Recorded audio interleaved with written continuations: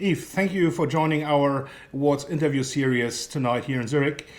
The last 3 years were a very challenging period for investors. Since Julius Baer won the award as Best Small Fund Manager overall, it would be interesting to hear how you mastered the fast challenging market environments over the last 3 years. Thanks for having me, Detlef, and thanks for the award.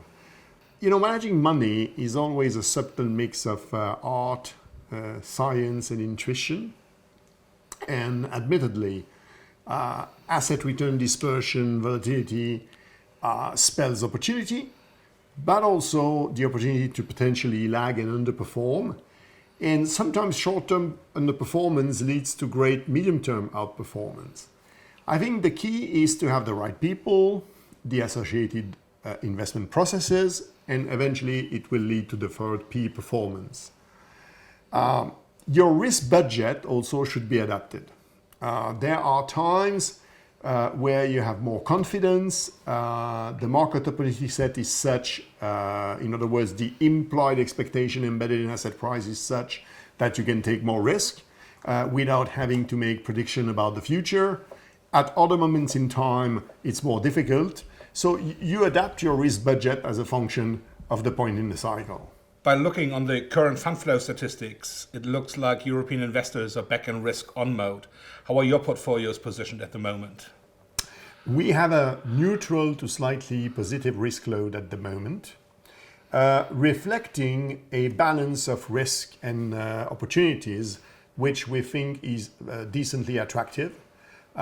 Investor sentiment has not recovered from the brutal adjustment and regime change as far as interest rates are concerned that happened in 2022. Furthermore, we think the economy is resilient, and earnings should come probably slightly better than expected, bear the scenario of a mild recession in America.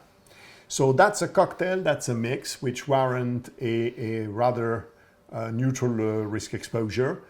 We don't see a strong case for a very optimistic or conversely very defensive positioning at the moment. What are your expectations for the bond and equity markets for the next 12 to 24 months? I think the outlook has just darkened a bit with the stress that has built in the financial system in the wake of the Silicon Valley bank failure among regional banks in the United States. Because there are multiple channels and ways through which monetary policy can tighten liquidity in the system. And at the time when the Federal Reserve was suggesting that they might have to do a bit more, hike interest rates one more time by 50 basis points rather than 25, the market has actually overtaken them. What is just happening here will lead to a further very significant tightening of credit availability in the system. So we are at a tipping point. Clearly, central banks were caught unprepared by the inflation spike. They reacted a bit late.